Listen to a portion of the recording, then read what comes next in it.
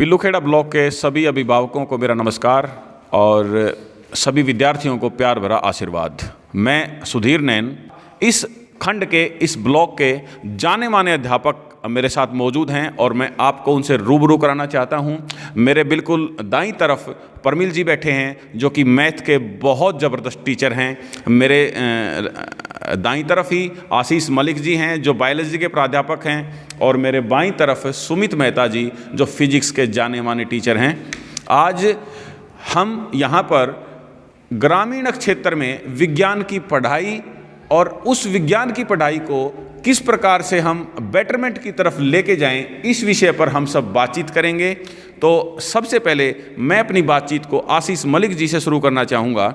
आशीष sir, जो अपना ग्रामीण क्षेत्र है, वैसे तो यहाँ पर बहुत सारे अपने देश में हरियाणा स्टेट में बहुत सारे कोचिंग एकेडमीज़ हैं और वो बच्चों को नीट की IIT की कोचिंग देते हैं, लेकिन कहीं ना कहीं अपना जो ग्रामीण क्षेत्र है उसका सक्सेस रेट बहुत कम है। इसकी वजह क्या है और उसको हम कैसे बढ़ा सकते हैं? जी बिल्कुल, जो प्रतिभा हमारे ग्रामीण क्षेत्र में है और फिर इतनी प्रतिभा होने के बावजूद भी जो नेशनल स्तर के टेस्ट हैं, IIT है या नीट है, उनमें हमारा पार्टिसिपेशन, हमारे बच्चों का पार्टिसिपेशन बहुत कम है। उसका कारण है कि हम प्रॉपर ट्रेनिंग नहीं प्रोवाइड करवा पा रहे हैं अपने बच्चों को, और वो ट्रेनिंग नहीं प्रोवाइड करवा पा रहे हैं। उसका कारण है कि हमारे पास प्रॉपर इंफ्रास्ट्रक्चर की कमी रही है। सर मैं टोकना चाहूँगा आपको एक बार, इंफ्रास्ट्रक्चर मतलब उसका इंफ्रास्ट्रक्चर का मतलब है कि अगर हम साइंस के विषयों के बारे में बात करें तो साइंस के विषयों को प्रॉपर पढ़ने के लिए, प्रॉपर समझने और जानने के लिए हमें लैब्स की आवश्यकता होती है, हमें इक्विपमेंट्स की ज़रूरत होती है, हमें केमिकल्स की ज़रूरत होती है, और वो सभी इस क्षेत्र में उनकी कमी रही है। और सबसे बड़ा इंफ्रास्ट्रक्चर तो क्वालिफाइड और एक्सपीरियंस होल्डर टीचर्स होते हैं, तो उसका भी कहीं ना कहीं इस साइंस विषय में थोड़ी कमी रही है। और इसको अब दूर किया गया है गवर्नमेंट मॉडल संस्कृति स्कूल के द्वारा। अब हमारे पास यहाँ पे मॉडर्न लैब्स हैं, मॉडर्न फैसिलिटीज़ हैं सारी साइंस को पढ़ाने के लिए, और एक अध्यापकों की क्वालिफाइड टीम है। फिजिक्स के टीचर भी हैं, केमिस्ट्री के भी हैं, बायोलॉजी और मैथ के भी हैं, तो हमारी पूरी टीम है। अब हम कोशिश करेंगे कि अपने बच्चों को 9th क्लास से ही प्रॉपर गाइडेंस दें, नीट ओरिएंटेड और IIT ओरिएंटेड, और 11th 12th से तो हम बिल्कुल कोचिंग की शुरुआत ही करवा देंगे बच्चों को। और ये भी एक कारण रहता है कि हमारे बच्चे नीट और IIT के बारे में सोचते हैं 12th करने के बाद, और उनका कंपटीशन उन बच्चों से है जो 9th से ही अपनी तैयारी की शुरुआत कर चुके होते हैं, तो इसलिए वो थोड़ा सा पिछड़ जाते हैं हमारे बच्चे। लेकिन अब हम कोशिश करेंगे कि 11th क्लास से प्रॉपर कोचिंग दी जाए, न कि सिर्फ 12th के लिए पास करवाया जाए बच्चों को। सर, इस पिल्लूखेड़ा के इस मॉडल संस्कृति स्कूल में आपकी क्या प्लानिंग है कि आप बच्चों को वो सारी चीज़ दे पाएंगे कि जो बच्चों में लैकिंग है? जी हाँ, बिल्कुल। हमारे पास अच्छे लैब्स हैं और क्वालिफाइड टीचर्स की एक पूरी टीम है, और हम गवर्नमेंट ने हमें ये फैसिलिटी दी है कि हम 3 साल तक इसी स्कूल में रहेंगे। तो ये पूरी टीम के साथ और सारे इंफ्रास्ट्रक्चर के साथ हम पूरी कोशिश करेंगे कि बच्चों को नीट और IIT के लिए तैयार किया जाए। जी सर, थैंक यू। परमिल जी से मैं अगला सवाल पूछना चाहूँगा। परमिल सर, आप इस क्षेत्र में आपको पढ़ाते हुए एक अच्छा खासा समय हो गया है, और उससे पहले भी आपने लगभग हिंदुस्तान के हिमाचल प्रदेश में, राजस्थान में लगभग 11 स्कूलों में आप पढ़ा चुके हो, जो अपने आप में बहुत नामी गिरामी स्कूल हैं। तो आपको इस क्षेत्र में आकर विशेष तौर पर यहाँ के जो ग्रामीण बच्चे हैं उनमें क्या कमी महसूस होती है, और क्या हम उनको प्रोवाइड कर सकते हैं जिससे वो बच्चे बेटरमेंट की तरफ जाएँ? परमिल जी।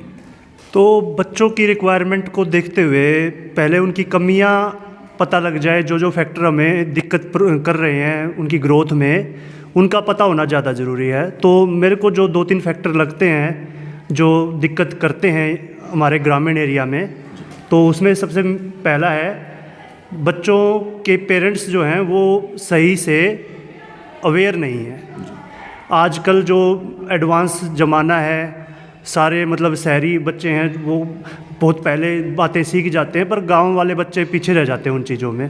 तो तो अवेयरनेस पेरेंट्स में बहुत कम है, बच्चों पे ध्यान इतना नहीं दे पाते क्योंकि उन्हें पता ही नहीं होता कि कितने ध्यान की ज़रूरत है।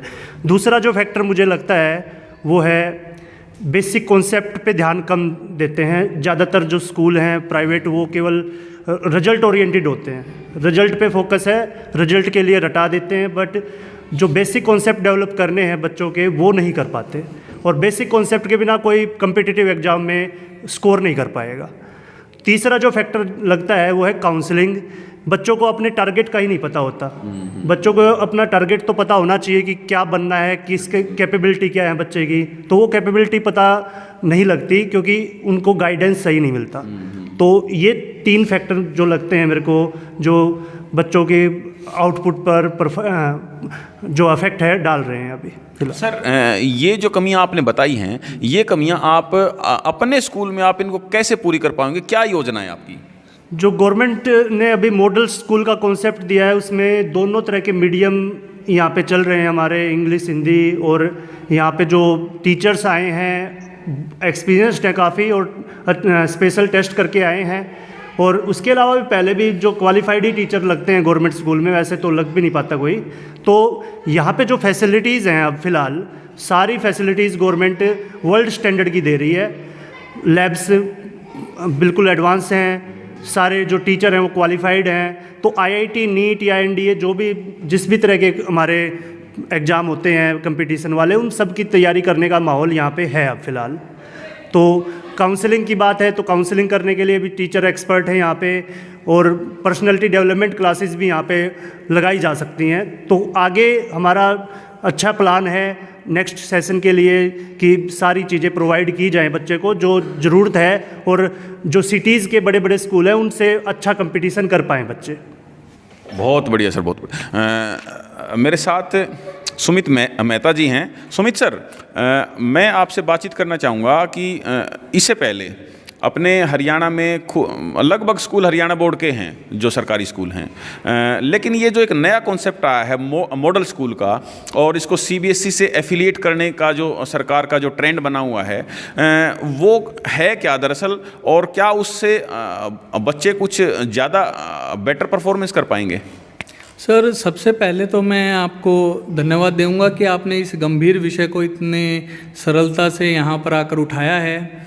और मेरा जहाँ तक मानना है कि ये जो मॉडर्न स्कूल बनाने की जो सोच है हरियाणा सरकार की, वो बहुत ही महत्वाकांक्षी सोच है उनकी। और इसका उद्देश्य मुझे लगता है कि सरकार बच्चों को वो मंच प्रोवाइड करना चाहती है जिससे वो आगे मेट्रो सिटीज़ के बच्चों के साथ या नेशनल लेवल पर जाकर compete कर सकें, क्योंकि कंपटीशन का ज़माना है। रही बात कि मॉडर्न वर्ड अगर हम इसके ऊपर फोकस करें तो उसका मतलब मुझे लगता है कि गवर्नमेंट स्कूल्स को हर तरीके से मॉडर्नाइज और स्टैंडर्डाइज करने की ये सोच रही है सरकार की, जिसके पीछे वो काम कर रहे हैं। और उसी के तहत सरकार ने 2 भागों में स्कूलों को अडेप्ट किया है और उनको मॉडर्न करने का एक प्लेटफॉर्म तैयार किया है। अगर मैं आपका ध्यान आकर्षित करना चाहूँ इस विषय में, तो देखिए सबसे पहला पॉइंट होता है फैसिलिटीज़ का। हम आए दिन अखबारों में पढ़ते हैं, सुनते हैं, टीवी में न्यूज़ में भी देखते हैं, डिबेट में भी देखते हैं कि भाई गवर्नमेंट स्कूल हैं हरियाणा के, उनका इंफ्रास्ट्रक्चर ख़राब है, वहाँ पर फैसिलिटीज़ का अभाव है। पर ऐसा नहीं है। ये जो मॉडर्न स्कूल्स हैं यहाँ पर कहा जाए, जैसे कंपैरिजन की बात करें तो ये हरियाणा सरकार का एक किस्म से शिक्षा मॉडल है, जिसके तहत जो सरकार है वो वर्ल्ड क्लास फैसिलिटीज़ प्रोवाइड करने की कोशिश कर रही है। यहाँ पर लर्निंग बाय डूइंग के कंसेप्ट के तहत बच्चों को साइंस लैब प्रोवाइड की गई हैं प्रॉपर इंफ्रास्ट्रक्चर के साथ। इसके अतिरिक्त आप मानेंगे कि लैंग्वेज लैब भी हैं, proper well equipped language lab हैं, जहाँ पर हमारी फैकल्टी, आपको मैं बताऊं कि बहुत अच्छी फैकल्टी, और वो प्रॉपर तरीके से बच्चों को एक लैंग्वेज को कैसे बोलना, जो स्पोकन एक पार्ट होता है और उसके अलावा उसका राइटिंग एक पार्ट होता है, तो हर पहलू पर काम करती है। तो आई थिंक उस प्रयास में अगर हम आगे बढ़ेंगे तो बहुत अच्छा रिजल्ट भी आएगा। इसके अलावा प्रत्येक क्लासरूम की अगर बात करें तो डिजिटलाइज कर दिया गया है, स्मार्ट क्लासरूम बना दिए गए हैं एक तरीके से। तो वहाँ पर बच्चों को ऑफलाइन और ऑनलाइन दोनों प्रकार की व्यवस्थाएं उपलब्ध हो जाती हैं आसानी से। तो ये भी बहुत अच्छा कंसेप्ट मुझे लगा। एक और मैं अगर आपका ध्यान आकर्षित करना चाहूँ कि इतना जो मैंने डिस्कशन देखा है तो मुझे बहुत अच्छी जो अब यहाँ पर चीज़ लगी वो है फैकल्टी की। फैकल्टी जो होती है, कहते हैं ना कि बिन गुरु ज्ञान न होए, तो ऐसी बात है कि फैकल्टी अगर आपको प्रॉपर नहीं मिलेगी तो आप वो आउटपुट जनरेट नहीं कर सकते। ठीक है, बच्चा तो एक किस्म से मतलब कच्चा घड़ा है, उसको बनाने के लिए आपको कोई ना कोई कुम्हार की जरूरत पड़ेगी। मैं आपको टोकना चाहूँगा बीच में। तो ये जो मॉडल स्कूल है इसमें मतलब आपने फैकल्टी की बात की, तो मॉडल स्कूल में फैकल्टी बाकी स्कूलों से अलग कैसे है? चाहे वो प्राइवेट स्कूल भी होगा चाहे सरकारी स्कूल होगा, मतलब यहाँ फैकल्टी अलग कैसे है?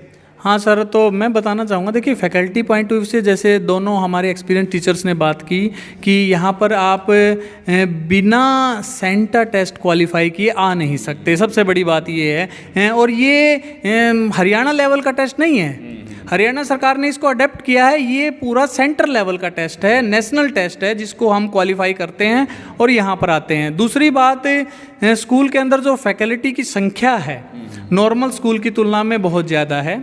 जैसे कि अगर मैं एक एग्जांपल दूं तो हमारे इसी स्कूल में 5 इंग्लिश लैंग्वेज के टीचर हैं, 5 हमारे पास हिंदी लैंग्वेज के टीचर हैं, इसके अलावा हमारे पास पूरी साइंस फैकल्टी है, इसके अलावा अदर आर्ट और कॉमर्स सब्जेक्ट्स के टीचर भी हमारे पास बहुत एक्सपीरियंस स्टाफ अवेलेबल है। तो मेरा विचार है कि जो ये सोच है और ये जो पहल है, अगर हम मिलकर प्रयास करेंगे तो बहुत तरीके से हम उस गोल को अचीव कर पाएंगे जिस पर सरकार काम कर रही है। ठीक है सर, और मैं अगर आपका एक पॉइंट और ध्यान आकर्षित करना चाहूँ मॉडर्न स्कूल्स के साथ साथ, हमारी जो सरकार है ना, जैसे कि मैं अपने साथियों की बात सुन रहा था, साइंस का प्रोत्साहन दे रही है। तो साइंस के प्रोत्साहन में अभी मैंने जो 2 मैं आपके सामने बात रखूंगा कि एक तो सरकार का बुनियाद का कंसेप्ट है जो 9वीं 10वीं के लेवल पर डाला गया है, और एक सरकार का सुपर 100 का कंसेप्ट है जो कि 11वीं 12वीं के लेवल पर डाला गया है। तो उसके तहत सरकार क्या चाह रही है, सरकार बच्चों को मेंटली उस कंपटीशन में लाना चाहती है, मुख्य धारा में लाना चाहती है, क्योंकि आपको सभी को पता है आने वाला समय टेक्नोलॉजी का है। तो सर एक मिनट सर, ये जो सारी चीज़ें आपने बताई ये आपके इस स्कूल में हैं? हाँ सर, हमारे स्कूल में ये जो फैकल्टी हमारे साथी मौजूद हैं, इन्होंने पूरा रोड मैप तैयार कर रखा है। इसके लिए जो भी स्टडी मटेरियल होता है, जो इनका खुद का टीचिंग एक्सपीरियंस रहा है, तो इन सारी बातों को कंक्लूड करके जब हम आउटपुट की बात करेंगे तो मैं पूरी तरह से आश्वस्त हूँ कि ये हमें जो नेक्स्ट 1 और 2 ईयर्स में आपको रिजल्ट दिखने शुरू हो जाएंगे। और मैं तो आशावान हूँ इस मामले में कि हो सकता है कि हमारे स्कूल से 11वीं 12वीं से आपको नीट और IIT में सिलेक्शन मिलेंगे, तो इस मामले में हम पूरा प्रयास करेंगे। Thank you sir, thank you. मेरे साथ इस विद्यालय के कुछ होनहार बच्चे भी हैं और मैं चाहूँगा कि वो बच्चे अपना एक्सपीरियंस भी शेयर करें जो वो इस स्कूल में पढ़कर हासिल कर रहे हैं, कि उनको स्कूल में पढ़कर कैसा लग रहा है। मेरे साथ शिवम है जो +1 कक्षा की छात्रा है। शिवम आओ बच्चा। शिवम, आपको इस विद्यालय में पढ़कर कैसा लग रहा है बच्चे, एक बार बताओ। शाबाश। मुझे इस विद्यालय में पढ़कर बहुत अच्छा लग रहा है। Hi guys, this is Shivam. I have been studying in Model Sanskriti senior secondary school in science stream. Our school is equipped with all smart classes.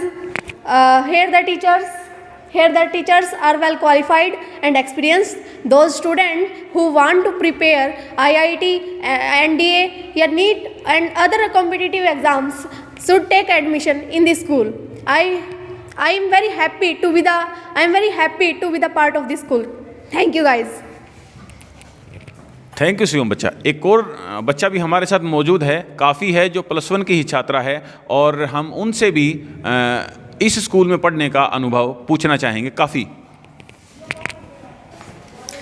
मेरा नाम काफ़ी है। मैं 11वीं कक्षा की राजकीय मॉडल संस्कृत वरिष्ठ माध्यमिक पिल्लूखेड़ा की छात्रा हूँ। मेरे विद्यालय का भवन, खेल का मैदान और सभी प्रयोगशालाएं नवीनतम हैं, और इस स्कूल के सभी शिक्षक अन्य शिक्षकों से अलग है, क्योंकि इस स्कूल के शिक्षक कुछ अलग प्रकार की परीक्षा उत्तीर्ण करके आए हुए हैं। इनका पढ़ाने का ढंग बहुत अच्छा है। मेरे विद्यालय में व्यक्तित्व विकास के लिए मंच के प्रति न केवल बच्चों का डर दूर किया जाता है, अपितु हमारे स्कूल के होनहार छात्र छात्राएं राष्ट्रीय और राज्य स्तर पर विजय प्राप्त करके आए हुए हैं। मैं अपने माता पिता को धन्यवाद देती हूँ कि उन्होंने मुझे इस स्कूल में शिक्षा प्रदान करने का अवसर प्रदान किया, तथा इस क्षेत्र के सभी बच्चों के माता पिता को मैं आग्रह करती हूँ कि वह अपने बच्चों के नवीनतम और विकास के लिए इस स्कूल में पढ़ाएं। धन्यवाद। क्या किया बच्चे? अच्छा, थैंक यू बच्चा। अभी तक की चर्चा से यह स्पष्ट है कि ये जो विद्यालय है, इस विद्यालय में सभी कक्षाएं आधुनिकता से सुसज्जित हैं। जितने अध्यापक यहाँ पढ़ाने वाले हैं सभी बहुत मेहनती, वेल क्वालिफाइड, अनुभवी और एक विशेष प्रकार का एग्ज़ाम पास करके आए हैं जिसको सेंटा बोलते हैं। जैसा सुमित सर ने बताया कि ये एग्ज़ाम केवल हरियाणा का नहीं है बल्कि सेंटर लेवल का एक एग्ज़ाम है, और इस विद्यालय में सिर्फ वही अध्यापक पढ़ा सकता है जिसने इस एग्ज़ाम को क्रैक किया हो। तो ये स्पष्ट है कि यहाँ पढ़ाने वाला अध्यापक बहुत प्रतिभावान, मेहनती है। तो हम पिल्लूखेड़ा ब्लॉक के सभी अध्यापकों से और सभी बच्चों से ये विनम्र अनुरोध करना चाहेंगे कि वो इस विद्यालय में दाखिला लें, जिसे model Sanskriti senior secondary school Pillukheda कहा जाता है। और आप इस विद्यालय में दाखिला लेकर अपने बच्चों का और अपना भविष्य मजबूत और सुरक्षित बनाएं। आप सबका बहुत बहुत धन्यवाद।